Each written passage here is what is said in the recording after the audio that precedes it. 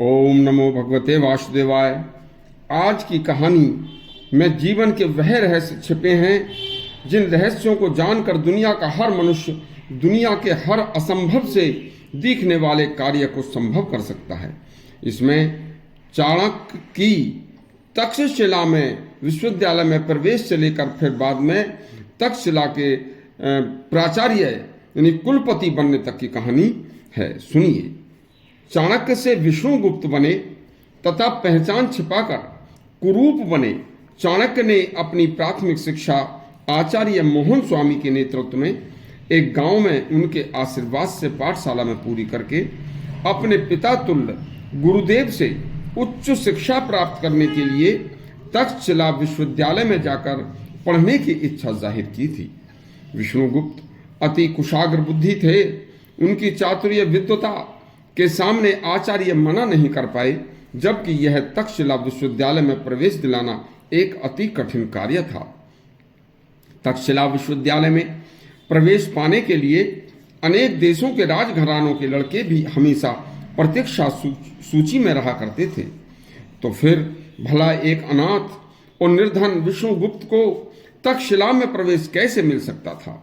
मगर विष्णुगुप्त तो धुन के पक्के और अपनी बौद्धिक क्षमता पर विश्वास रखते थे। जब विष्णुगुप्त ने आचार्य मोहन से ज्यादा ही विनती की तो आचार्य मोहन स्वामी ने अपने परम मित्र आचार्य पुंडरीकाक्ष को एक पत्र लिखकर विष्णुगुप्त को दिया और कहा कि तक्षशिला विश्वविद्यालय में वह एक बड़े प्रतिष्ठित आचार्य हैं। विष्णुगुप्त उस पत्र को लेकर अपने गुरु की आज्ञा से तक्षशिला विश्वविद्यालय में आचार्य पुंडरीकाक्ष के पास पहुंचकर उनसे मिले।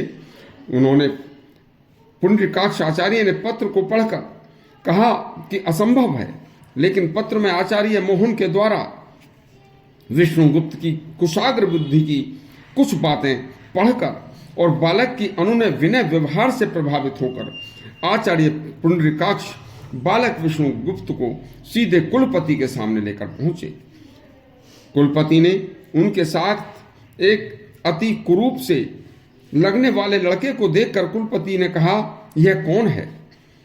पुंडरीकाक्ष इतने कुछ बोल पाते, इतने ही विष्णुगुप्त बोल पड़े, मैं कौन हूं यही जानने के लिए पूज्याचार्य जी मैं आपकी कृपा से आपके श्री चरणों में उपस्थित हुआ हूं।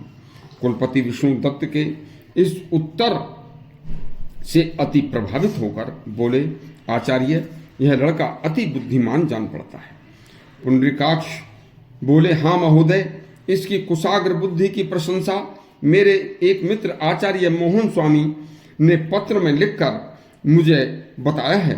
उन्होंने लिखा है कि विष्णुगुप्त ने अति अल्प समय में समस्त व्याकरण पूरा गणित में पूर्ण पांडित्य हासिल कर लिया है। यह एक अति अद्भुत प्रतिभाशाली विद्यार्थी है। यह तक्षशिला में प्रवेश के इच्छुक इस बच्चे को कृपया आप इसकी सहायता करें। कुलपति बोले, ऐसे कुशाग्र बुद्धि के बच्चे को यहाँ रखने की अब मेरी भी इच्छा हो रही है, लेकिन क्या करूं? भारत सहित अनेक देशों के राजकुमार यहाँ प्रतीक्षा सूची में हैं। ऐसे में बताओ क्या करूं? तो आचार्य पुंडरीकाक्ष के बोलने से पहले ही विष्णुदत्त फिर बोल पड़े और बोले, आचार्य जी, एक पिता अपने पुत्र के लिए जो करता है, जो सोचता है, मेरा इस संसार में कोई नहीं है। और बोले, आचार्य जी, बस आपको ही मैं अपनी माता, अपना पिता मानकर आपकी श्री शरण में आया हूं और आप यह मेरी इच्छा, बाकी यह मेरी इच्छा नहीं है कि मैं राजपुत्रों के साथ बैठकर शिक्षा ग्रहण करूं। मैं तो कक्ष के द्वार पर बैठकर आचार्यों के कंठ से निकली वाणी ही सुनकर मां सरस्वती और आपकी कृपा से अपना जीवन सफल बना लूंगा। ऐसे शब्द सुनकर कुलपति का हृदय भर आया। आगे की कहानी कल सुनाएंगे, तब तक के लिए आज्ञा दीजिए। धन्यवाद।